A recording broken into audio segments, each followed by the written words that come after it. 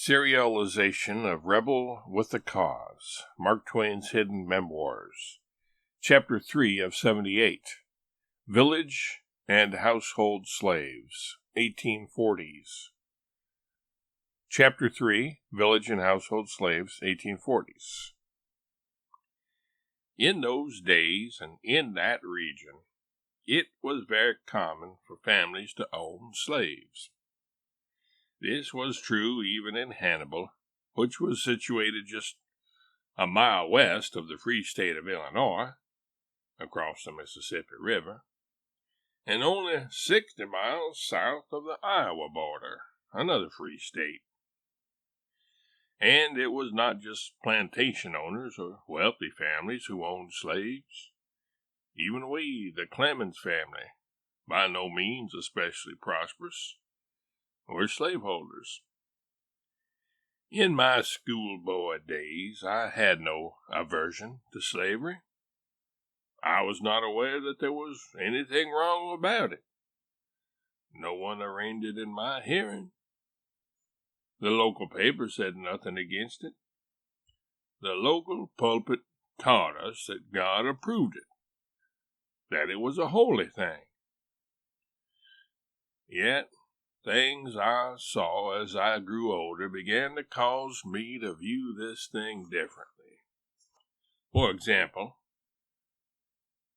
I vividly remember seeing a dozen black men and women chained to one another once and lying in a group on the pavement, awaiting shipment to the southern slave market.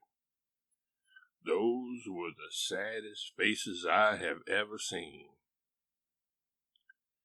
The slaver back of such a scene was loathed by everybody. He was regarded as a sort of human devil. Yet I remember that once when a white man killed a Negro man for a trifling little offense, everyone seemed indifferent about it. As regarded the slave, though considerable sympathy was felt for the slave's owner, who had been bereft of valuable property by a worthless person who was not able to pay for the loss.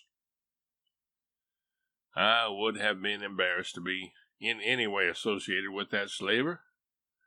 It was then that I first realized that man is the only animal who blushes, or needs to.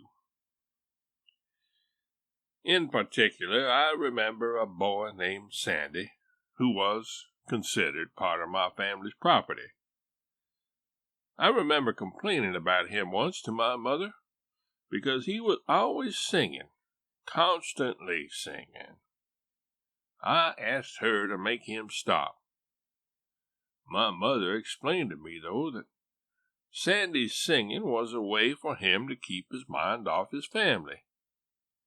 She explained to me he will never see his mother again. If he can sing, I must not hinder it, but be thankful for it. If you were older, you would understand me. Then that friendless child's noise would make you glad.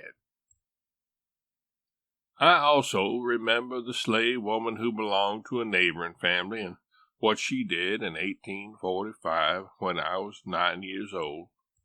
One day that year, when I was playing on a loose log which I supposed was attached to a raft, but wasn't, it tilted me into Bear Creek. And when I had been underwater twice and was coming up to make the third and fatal descent, my fingers appeared above the water, and that slave woman seized them and pulled me out. This near drowning of me was not a unique attempt on the part of that creek. Even more chilling for me to remember and shame-inducing when I consider the role my father played in this little drama is the time a long-time slave of the family, who had been with us since before my time, when the family had resided in Tennessee, was sold sometime in the early 1840s, even though she had helped keep me alive through my first months, and had even once saved me from drowning in Bear Creek herself. Even after these actions on her part, my father thought it fitting and proper to sell her away, and to a slaver with an especially bad reputation at that. My brother Orion, a lifelong abolitionist, gave his only child the name Jenny, after this former member of our household. Besides Bear Creek, the Mississippi River, which practically flowed past our doorstep, got in on the act of trying to get rid of me, too. I was pulled out in a 2/3 drowned condition 9 times from these 2 watery playgrounds of mine before I learned to swim, and was considered to be a cat in disguise. But my mother never worried much about it. She said that someone who was born to be hanged had nothing to fear in the water.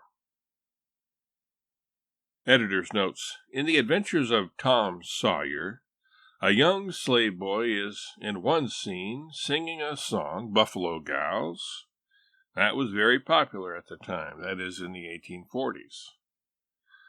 As much of the details of Twain's novels were drawn from his life, this tune was probably part of Sandy's vocal repertoire.